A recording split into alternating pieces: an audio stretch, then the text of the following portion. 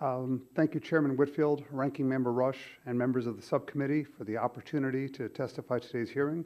My name is Joshua Epel, and as the Congressman mentioned, I'm the Chairman of the Colorado Public Utilities Commission.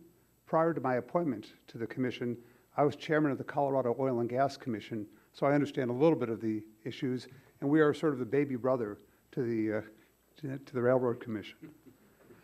The state of Colorado began to diversify its source of electric generation in 2005, when it adopted its renewable energy standard through a ballot initiative. Subsequently, the Colorado legislature increased the renewable energy requirement twice with bipartisan support. The Colorado legislature also adopted minimum standards for electricity savings through energy efficiency, resulting in a decrease in the amount of fossil fuel necessary to meet the electric demands of Colorado.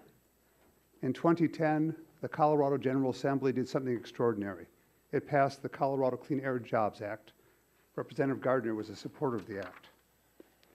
What made the act remarkable and instructive for today's hearing is the act mandated that the state's largest investor-owned utility undertake a process of significantly reducing its coal usage in Colorado. And most importantly, certainly to me, is the legislature did not mandate the fuel mix, but left that decision to the Colorado Public Utilities Commission.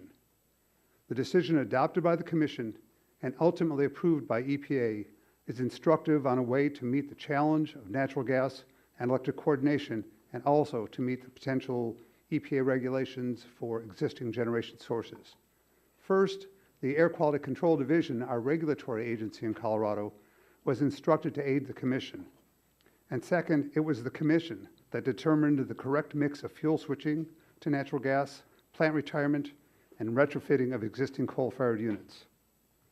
The plan adopted by the Commission will allow our largest utility to be in compliance with the Regional Haze Rule, the Mercury and Air Toxics Rule, and reduce greenhouse gases by 30% by 2020 from 2005 levels. By the very nature of the plan, the cost will be reasonable and ensure that we have safe and reliable electric generation in Colorado.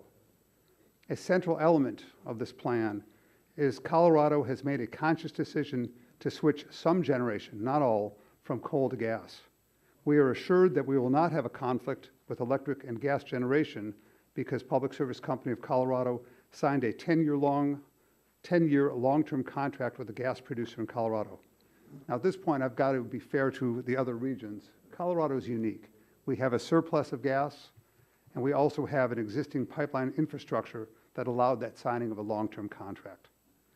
But this program does not come without a cost to Colorado. The estimated price tag of Clean Air, Clean Jobs is around $900 million. Colorado will also be required to make additional infrastructure changes and, as was asked in the previous questions, assure the safety of the gas distribution system. As the members of the subcommittee know, an additional challenge for the electric generation system will be EPA's rules for existing sources. I believe Colorado's approach provides a lesson on how to address existing and future rules. However, to be successful, key principles must be observed. The Clean Air, Clean Jobs Act enabled Colorado to meet numerous federal air quality requirements.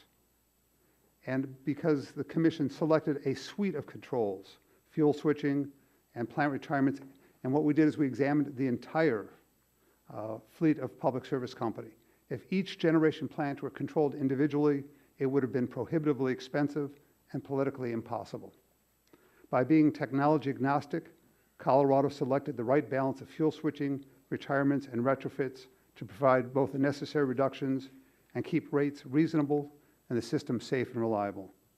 Finally, implementation of the Renewable Energy Standard and Clean Air, Clean Jobs Act is a major investment. As EPA develops its new rules for existing sources, if Colorado is not given credit for this investment, it will be penalized unfairly when compared to states that have not taken early action.